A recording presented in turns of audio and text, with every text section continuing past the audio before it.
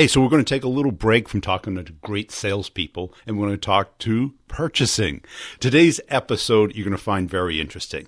It starts off a little rough, but that's okay. It gets really good near the end because I bring out some of the key questions that we all have.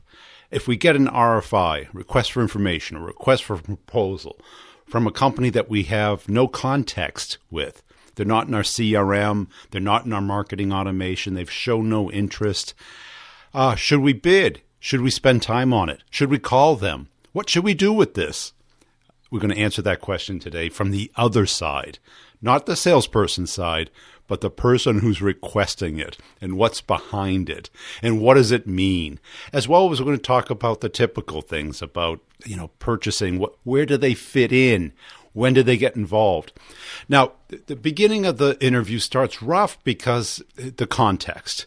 When you sell, like I have, anywhere from small companies to big organizations, Fortune 500, large government organizations, the procurement process is very different. When procurement gets involved, how they get involved, what things they can and cannot do. We're going to expose this today.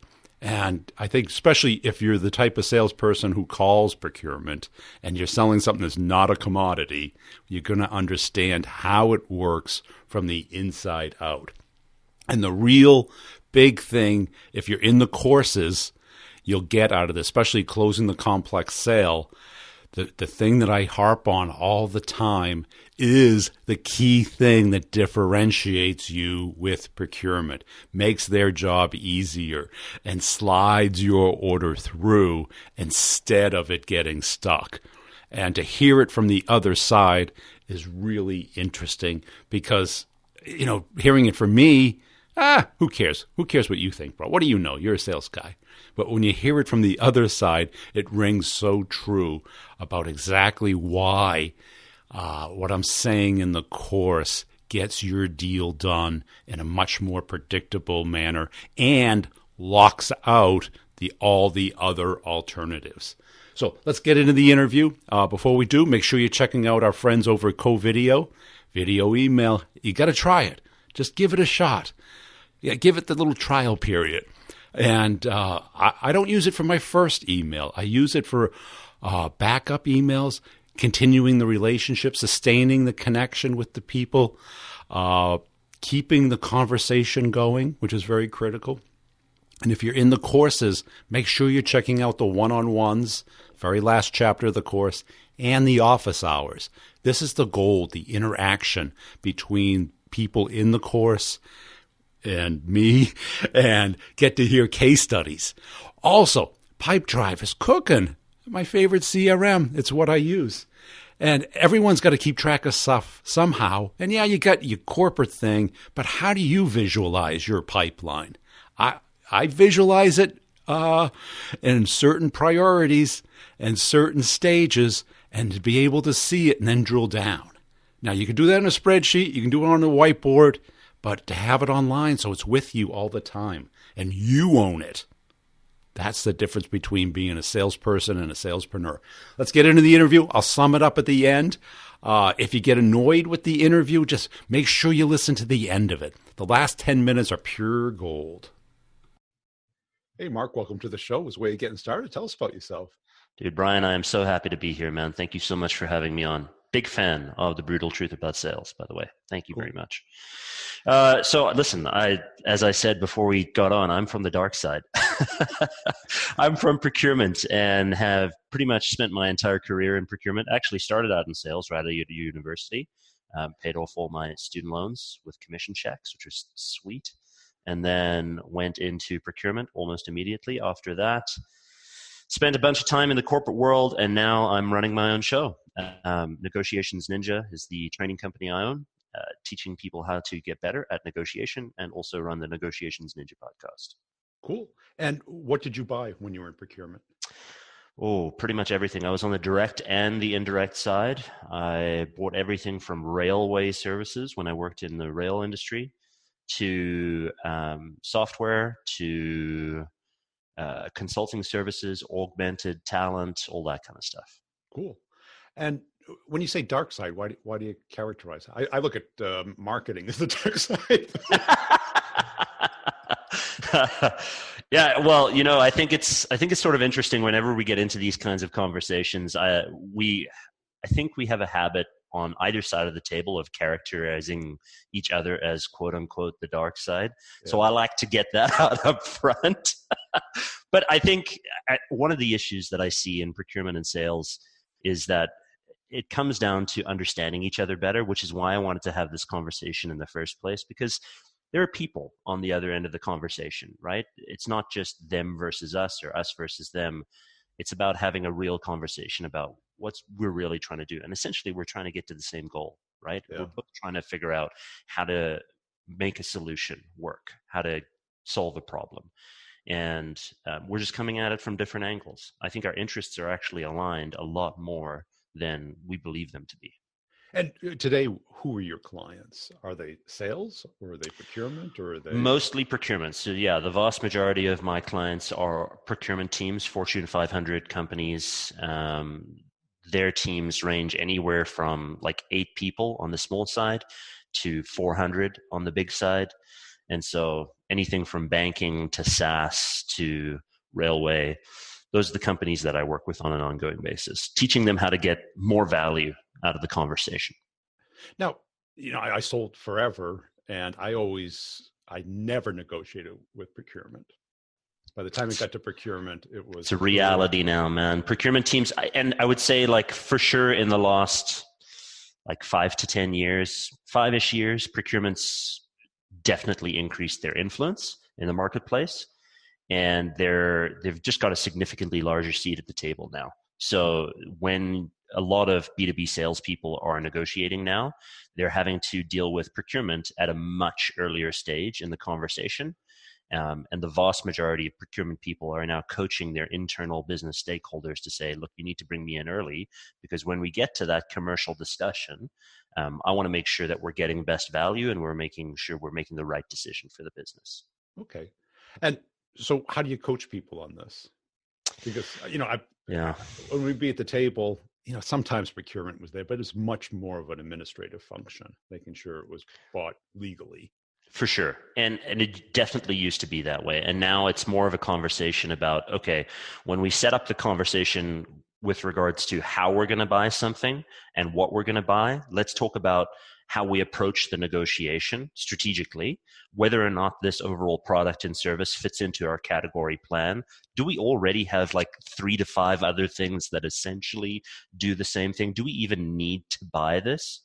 Those are really the first questions that we need to ask. And then if we can say, yeah, we actually need to buy this, now at that point, how do we set up the strategy? How do we plan and prepare?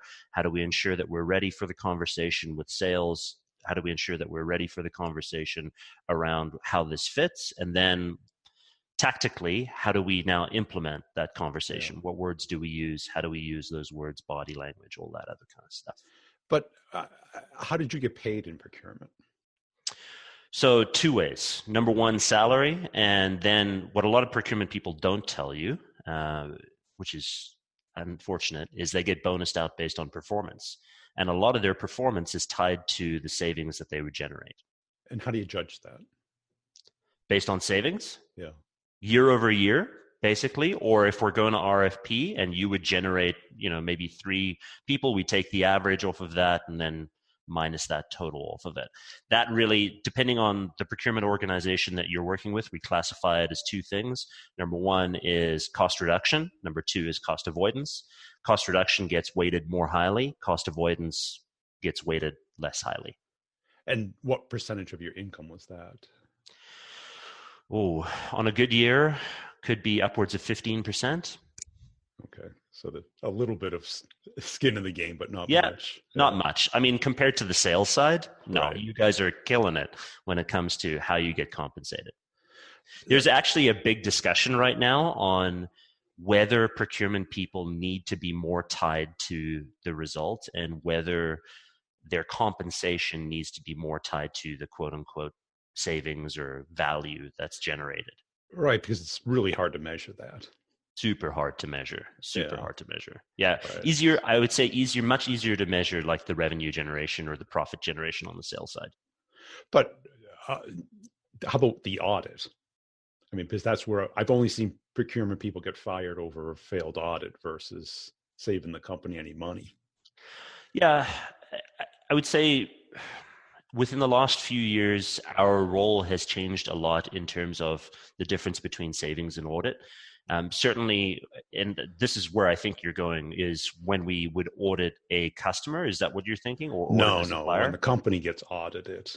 Oh, Because, yeah. because the classic things of people giving POs to their spouse for nothing.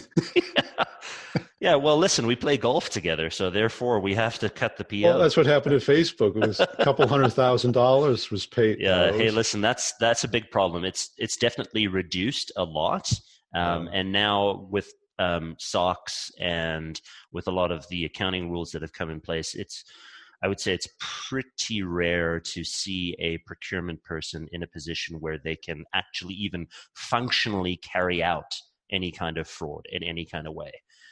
I would say that the way that the systems have been set up in most organizations, especially with large P2P ERP systems, it's almost virtually impossible for it to happen. Not to say that it doesn't happen, but it's really difficult for it to happen. So there's been things that have been put in place. And also, I would say now a lot more procurement people are not necessarily getting fired for audit purposes, but they're getting fired for lack of performance. And when I say lack of performance, I mean lack of being able to generate value. And I say value because I want to make sure I differentiate between savings and value.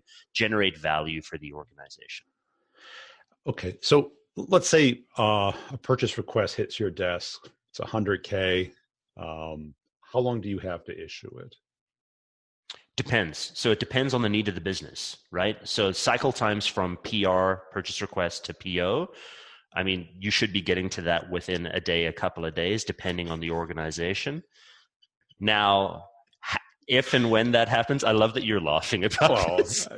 Most companies, it was 30 to 45 days they had to, right? And so it's definitely improved from that point. I would say where you're seeing some of the delay happen is where people say, if it's not like a go-to stock item, for example, then you've got to actually investigate the market. You've got to determine what's going on. You might have to actually go to RFP and see what's available. Yeah. All of that kind of stuff is going to happen. If it's a stock item, it should be almost instantaneous. Right. But usually, when I tell people, just go to the executive, get it approved, single source justification, issue it. Right. And I'd get the procurement. Oh, yeah. How about some resellers? None. I want 5 more points. No. Right. Yeah. And we already did it. We already did it with the CEO. You call him. He got his pound of blood.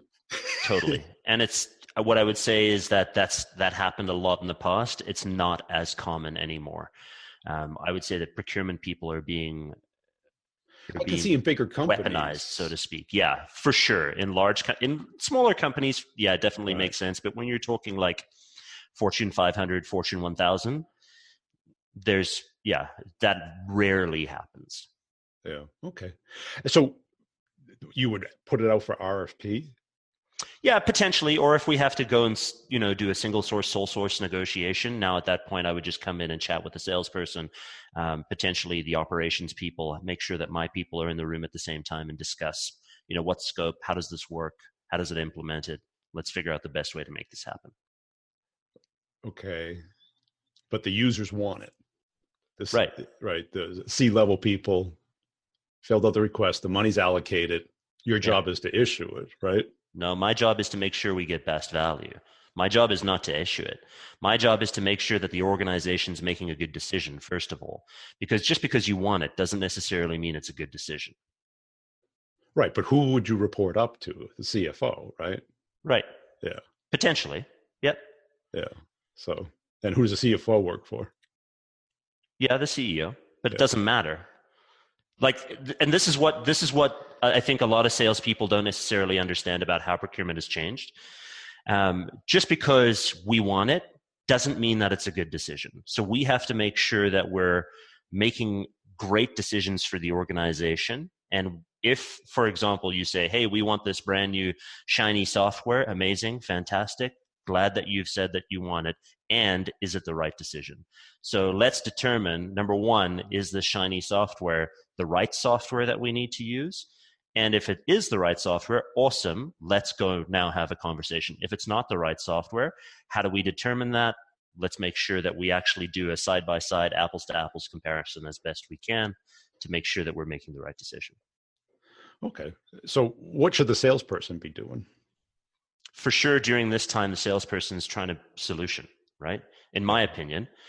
So they're trying to find the best solution for our needs, which is awesome. We want them to do that. And now we're having a conversation about whether it's a fit. And if it is a fit, great. If it's not a fit, we got to move on. Right. But the challenge I have is, how does procurement add value to that? They don't use it. They don't know the industry. They're much more on the administrative side of, how do we buy this legally so that survives an audit? Yeah, totally. Right. And we're also trying to make sure that if we're comparing you to another provider, that what you have is better value than the other provider.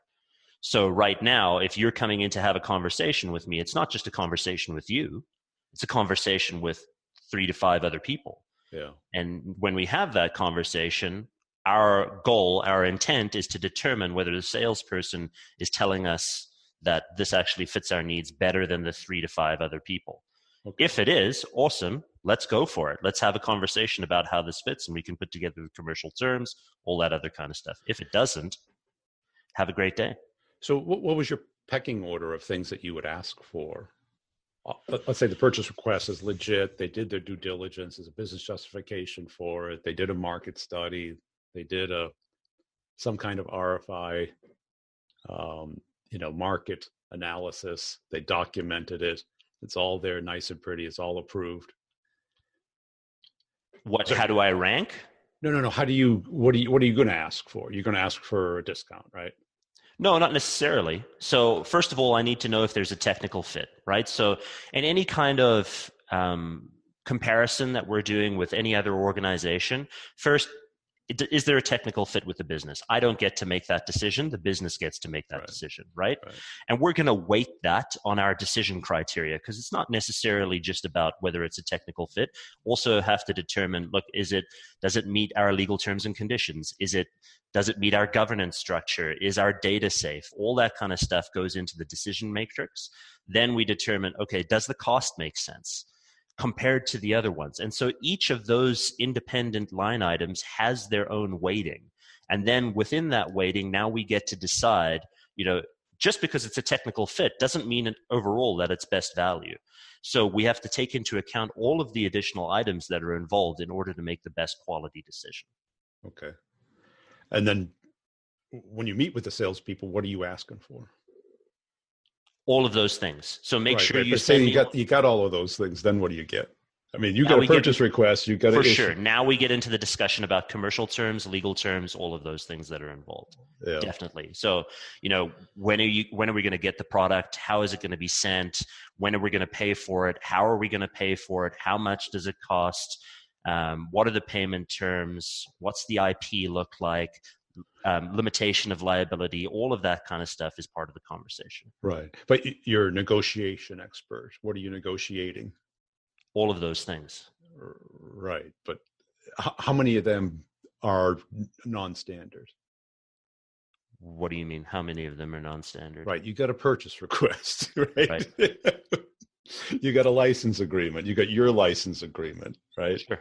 Okay, so what do you are we operating off of your paper or my paper? If we're operating off of my paper, then essentially we've got our standard T's and C's. You're going to redline that as much as you can, obviously. Yeah. And now we're going to start negotiating on what makes sense for the organization. Right, and it always starts there. It's like, you use our paper, no, you use our paper. And I'd say 99% of the time it was, you had to use the vendor's paper. Because Yeah, for sure, depending on the product. Like you see this a lot in SaaS, for example. right, If you're a large SaaS company, you get to dictate a lot of the time that you're going to be basically sending the paper. If for whatever reason, though, it's another service like consulting, augmented labor, even product supply, we're using our paper. Almost right, all. but and your paper covers everything. Yep. Right. So that turns into a legal job, which the order would have to be significant enough for them to care to invest that legal effort. For sure. Yeah. Absolutely. No question. And those terms, typically everyone starts off crazy and it all comes down to the same thing, indemnification for the value of the deal. Sure. Yeah. Right. Warranty, indemnification, IP, those are the heavy hitters for sure. Right. No question. So how about price? Price is part of the discussion, but it's not the entire discussion. Yeah. But So, I think that's the clarification I want to make, because I think there's a lot of misconception about how procurement people do their jobs. Price is definitely part of the conversation. I want to make that clear, but it's not the whole conversation. Right. And how much would you ask for off? It depends on what the market is. So, for example, if I know where your benchmark rates are, then I'm going to try and understand what the market has to offer, and I'm going to make sure that I'm not overpaying. Okay. I'm not just going to go in and like pull my finger out of my ass and like throw something at a screen and say, you are. Of course you are. No, that's not the way it works, Brian. I'm going to ask for 50% off. Right? Oh, fuck. Oh, my goodness. Right? Absolutely not. No, it has to determine based on what the market is. Look, if it's software, if it's SaaS, I know that, we're not even going to have a real conversation if we're not talking below 50% off rack. Like that's nonsense. First of all, like we all know those prices are made up. Those companies have recovered their cost a long time ago. Right. There's zero cost. Right. There's zero cost. Exactly. So the conversation we're going to have at that point is, look, if you're a LinkedIn or a Salesforce or a large SaaS-based organization, and, I don't have a lot of seats at the table, meaning, there's low volume. Obviously, my leverage is low. But if I'm a large organization, now we're going to have to start having a conversation about what makes sense. For sure, you're going to make your margin on a lot of the smaller guys. I totally get that. But if I'm representing a Fortune 500, Fortune 1000 company, I've got a lot of volume that I can bring to the table. If we're not talking like close to 70, 80% off of a SaaS product, then we're not even in the ballpark. But you don't have veto power. Meaning, in terms of making a decision of whether we buy it or not? Because no procurement person does. Yeah. So first of all, let's be clear. No procurement person in the history of mankind has ever had decision-making authority on what actually happens, but they have significant influence now over what happens. And so how you engage with the procurement person and what you talk about is going to help you build that influence. And I think for a lot of salespeople who are hearing this conversation, one thing I want you guys to be aware of is if you involve procurement early, they can actually be your biggest champions as part of the process. So don't avoid having the conversation. Be a part of that conversation with them, because if you can help them get what they need out of the deal, which is not necessarily price, it's about getting best value and proving best value, then you can have a great champion as part of that conversation. Yeah, well, help us there, because when do you see companies going through an RFI, RFP, formal decision process versus some group wants this? A lot. So let me help. But no. What drives it? Not how often. What drives going to market? Yeah, because let's say it's a 50K trinket that the research group wants. No one else has it. We need it for some research thing. Oh, yeah. Then who cares about $50,000? Right. I don't. Right. Yeah, whatever. But then, is it a dollar amount? Is it a strategic? For sure. Okay. No question. For sure, there's a certain spend level that exists within a lot of organizations. It's totally different based on organizations. So some of the organizations are like $1 million and up. Some of the organizations are like $150,000 and up. So it depends on the size of the organization and really what they're willing to get involved in, because at a certain point, it becomes a series of diminishing returns, right, Brian? So you're not going to spend time on something that's super low spend. You're just going to let them, here's your credit card, go buy it, right? Yeah. You know what you want. You've made a decision. It's super low cost, super low risk. Off you go. But if it's high spend, high risk, if it's a strategic play, then we need to get involved to talk about what the enterprise needs overall. And at that point, then, likely we're going to market. Okay, so let's talk about that, because who typically issues the RFI? The RFI, RFP is procurement, for sure. Yeah. No question. Because I've seen it come through line of business. Sometimes, yeah, and sometimes if the procurement team doesn't have a lot of play in that organization, if they don't have a lot of influence, like there are some tech organizations that have like two guys sitting behind a desk cutting POs, right? And that's fair, because that organization hasn't seen the value in procurement yet. And I say yet because there's a lot of value within procurement to make sure that those people understand how to buy better. Now, other organizations, for example, place a lot of value on them because it really takes a lot of the workload off of the business unit, and it helps them to make better decisions. And they don't know how to get it done administratively and politically. Exactly. So let's say it goes to RFI. You're going to market. You're at least willing to investigate some piece of something. Sure. It goes out to, how many vendors would you typically choose? I think if you're going, it depends. If you're going beyond 7, there's no point. Okay. Because doing any kind of cross-functional analysis, now there's a lot of tools recently that help you to do a lot of the analysis a lot faster, but people that are still doing this by hand, if you're doing more than 7, it's crazy. But if you have a tool like Scout RFP, for example, that does all of the analysis and helps you with that, you can go to much more than that. Okay. And so it goes out, you get it back, they all look the same, right? Everyone says yes to everything. Sure. Everyone knows how to play the game. And what they're looking for is that, a demo meeting, presentation type thing? Potentially, right? Let's say we release it to 7. Now we got to shortlist it to 3 or 2. So we shortlist based on those answers.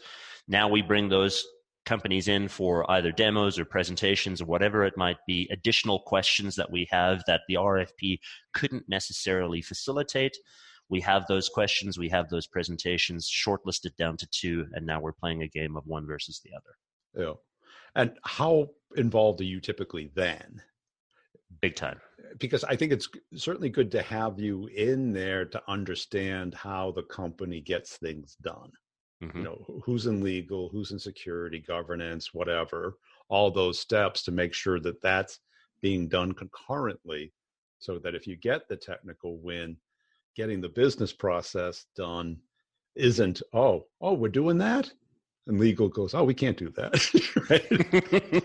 Yeah, that's why legal needs to be involved in that as well, right? So if I release as part of the RFP our templated terms and conditions, and you redline the shit out of it, that's going to be part of the evaluation process where I'm going to be like, it doesn't look like we're going to be able to do business with these people.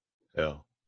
And what is a smart sales rep doing? Because, if you look at it like a commodity, they all look the same. Somebody's got to have an emotional connection to one particular product for some reason, whether it's forward looking, it's faster, it's easier to use. Sure. Or they like the people better, or the support's local, or there's some unique thing that company has that the others don't. Sure. So what's a smart sales rep going to do at that point? Yeah. So I'll give you guys a hack that I think all sales reps need to be doing. Procurement, like everyone, wants their job to be made easier. So if you can build with procurement the business case of how you're showing best value, you've basically done their job for them, so that they can take that business case and say, best value, here we go. Right. And so that they can slide it across the desk, they get high fives, awesome, everyone wins. You need to be a part of that process with procurement to make sure that you're helping them to get what they need. Yeah. Because if you're in there even earlier and helping them with that, the RFI tends to look like that document. Oh, yeah. No question. Like, because you don't have time to become an expert. If you can get in before they release an RFI, RFP, and you help to guide that process it's going to be fantastic. Now, if a procurement person allows you to do that, amazing, good for you. That procurement person should probably get fired, though, right? Like, Well, because when that happens, what ends up happening is now that RFP is tailored towards what that organization provides, and now we're unfairly looking at the market in a certain way. But the sales are all, enterprise salespeople don't call procurement. They call who's going to be the end user of the product. Sure, because until somebody says to you, hey, we're interested in looking at this, you're like, I'm busy over here. I got other stuff to buy. Right? Totally. Yeah. And that's why whenever you're developing an RFP, and I think a lot of salespeople maybe misunderstand this as well, and even procurement people, is you're not developing the RFP in a vacuum, right? I mean, you're gonna have to chat with procurement or legal or IT or the business user or whoever it is to make this a document that makes sense. Otherwise, it's just gonna, and you've seen them, it's just gonna be like a mishmash of garbage. And I've often said to people, if you get an RFP, and you've never heard of the company or you've never talked to them, they're not in your marketing automation, your CRM, you're probably column fodder, or your chances are really low. Absolutely. Yeah, you're just there to create a benchmark. That's all you're there for. Yeah, and people get happy ears and they'll hire people to respond to this. Absolutely. Now, what I will say is that there are industries, and this is totally industry dependent, there are industries that are required to go to market. There are companies that are required to go to market and basically canvas a bunch of different companies to come and put their word in. And they are also required to look at those organizations. So you look at heavy construction, mining, stuff like that. The competition is so low that I promise you're not cannon fodder. I mean, you look at tech though, tech is for sure totally different. Yeah, tech or professional services. For sure, no question. Yeah. And when they call you and they say hey, what are you guys really looking for? Yeah. What do you say? We say, thank you, answer the RFP. Right? What do you mean? What are we looking for? Did you read the RFP or not? But of course, they're all told to do that. Right? Of course they are. And look, we certainly appreciate that, you're just trying to do your job, right? You're trying to get additional information so you can be more competitive. Totally get it. Yeah. We can't give you competitive information that is going to hurt the other organizations that are nor are you going to say, they're going to ask who requested this, what's driving this, what's the why behind this, right? And so we can't give that out. We can't tell you that. We can't. But the smart ones won't reply then, right? Yeah, or we just say no, right? And I think a lot of people need to understand, if you're going in to ask for this, which, I mean, a lot of times you should, right? You should still do that because there's still going to be people who help you with that kind of stuff. And then they're just going to send out the information to all the proponents that are sending it in so that everyone gets an equal play. If they're giving you that information, they're not sending out that information to all the proponents. They've actually broken the law. So they have to make it an equal playing ground for all the proponents, which is why most of the time they don't give you that competitive information. Now, when you say what law, is that Yeah, so because there are federal acquisition rules. Totally. So I can't give you competitive information that now makes you more competitive than someone else unless I give them the same information. So what I say to one, I have to say to everyone. Is telling them what department or who is requesting this or what's behind it competitive? It's still competitive information, and I need to release that information to everyone. Yeah, because I was on the board of a services company, and they had a whole team responding to these RFIs from people they never heard of from. And I go, so have you won any? They go, no. Will they talk to you? No. Why are you replying? Yeah, I mean, you really got to think about the industry that you're in. If it's not worth it, if it's not industry practice to do this, and you're just replying and your success rate is 0.1%, why are you even bothering? Right. If you want a helipad, there's probably 3 companies that build helipads. Totally. Exactly. You might have a better chance. Yeah, exactly. Yeah, where there's a unique and there's only a few people who do it. Cool. Hey, this has been a fun conversation. I've really enjoyed it, man. It's really, really good. Cool. Where can people go to follow you and learn more about your work? Best place to do is on LinkedIn. So you just search my name on LinkedIn and you'll find me there. I hope you enjoyed that interview. It got a little fiery at that beginning part because I think we were just trying to get onto the same page. And I was trying to pull out specifics for you to understand how procurement works on the inside. Now, one of the first jobs I had, I was in procurement. A tiny company, though, so it didn't have a lot of the nuances that you heard today. And I think too many of us think that it's a big mystery, a black box, because it is. Even when you work at the company, it can be a black box because the knowledge is in these little silos. And I wanted to help you understand this. And there was a real epiphany for me in my sales career. And it was probably year 12 of my sales career. I was working on one of the largest deals I ever did.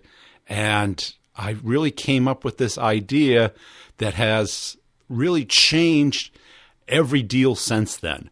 My win rate, win meaning deal I worked on and closed versus deals get stuck, just probably 2x'd because of this approach. And this is what I teach in closing the complex sale. And everybody thinks, oh, this is an administrative task.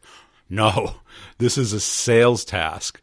I don't want to talk about it here because people oversimplify it and don't understand it. If you're in the course, make sure you're checking it out.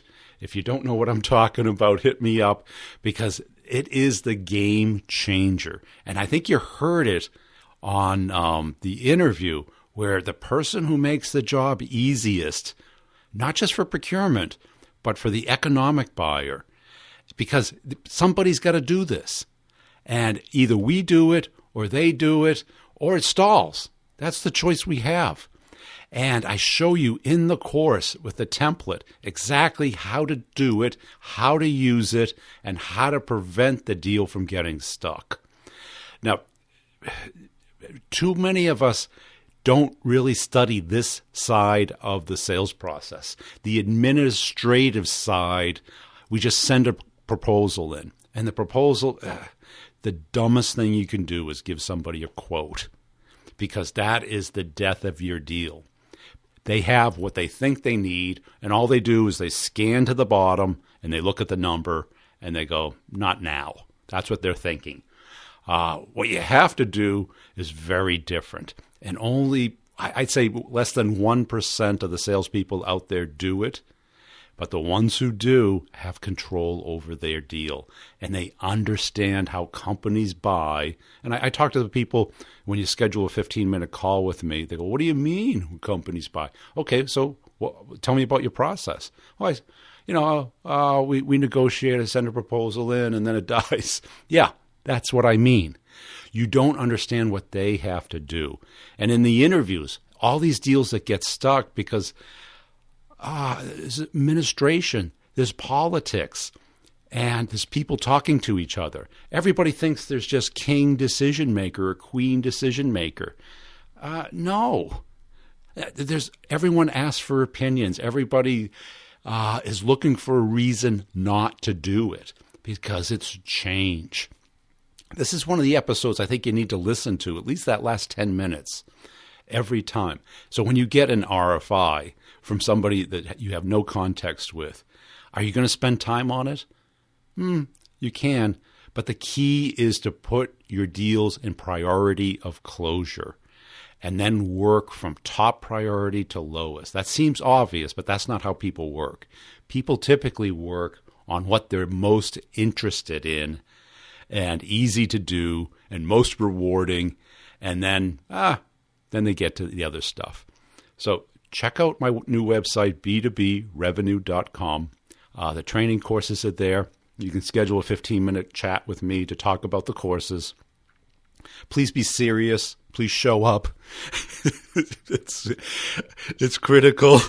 Because my time is valuable, and I only allocate so many of those slots. And if you take one up and you don't show up, that means somebody else can't. If you're in the courses already, make sure you're checking out the office hours. They're turning into pure gold. It's an hour of discussion, sometimes debate, sometimes information sharing, coming up with new tools, new techniques, success stories, helping each other out. This is the hardest part. And starting a conversation and getting a meeting is a skill that needs to be developed. It's not just a gimmick. It's not just technique. It's science. It's based off of how two strangers get to know each other and how to do it in a repeatable, scalable manner without having to put a lot of brain power into it. The success that people are having is phenomenal, and it makes prospecting fun again. It's not calling and pitching. It's not personalization. It's not relevance. Those are all key elements, but you have to have a formula, a routine that works repeatably. And that's what you get out of the course. And then, well, why does it take a year? It doesn't take a year, but it takes probably a year to become great at it. How many salespeople do you know who can just get meetings at any company they want within a reasonable amount of time? Now, it's not a sales call. It's a conversation that turns into a sales call. Because ask yourself, who wants to hear your pitch? Nobody, unfortunately. Maybe 1%. But then it becomes a nightmare. I talk to people and it's like, the pickup rate on the phone right now, I heard, is 4%. That means you have to do 25 dials. Is that right? To get one person to pick up? Is that any way to spend your day? Why not spend your day with people getting onto your calendar the times that you're free to talk about what you and they care about? That's a routine. It's a sequence. It's a skill. Sales is a skill. It's a performance, and it has to be polished like anything else. It's not just knowledge. It's applying knowledge in a performance. And the minute you realize that distinction is the minute that you get serious about your skill. Too many people tell me, I know how to sell. Okay, cool. How's it working for you? And then they try and sell, and it's like, they're rusty, or they forget, or, they're locked in their own little head, and they can't get out and see the world through someone else's eyes. This is something that you have to perform. I've been doing it forever, and every day I've got to get ready. Even when I do those 15-minute calls with you, I've got my little process to hear you out. I don't turn it into a sales call because I don't want anyone in the course that isn't genuinely desiring to become better. I don't want to persuade anybody to do it. If you either don't have the energy or the money or the time, don't do it. It's for people who want to take their sales game to the next level and be serious about it. Also, if you like the podcast, can you do me a favor? All I ask is you tell one other person. You can write a review and stuff. I appreciate that. I do. But I really appreciate when you tell someone else to build the audience, to help get the truth out there, the brutal truth. That's what we want out there. If you see my stuff on LinkedIn, if you could give it a little thumbs up, I appreciate that the most because that's an easy way of telling somebody else if you don't have time. Put a little comment, say, hey, I heard you on the podcast on the ride in, and maybe share it. Could you do that? Is that too much to ask? Also, there's 2 other podcasts. There's the Sales Questions, Brutally Honest Answers, and the B2B Revenue Leadership Show. That's more for sales leaders, but you might get a lot out of it as well. Check out the YouTube channel as well. I'm putting up the videos of the interviews up there, and we'll see you next time.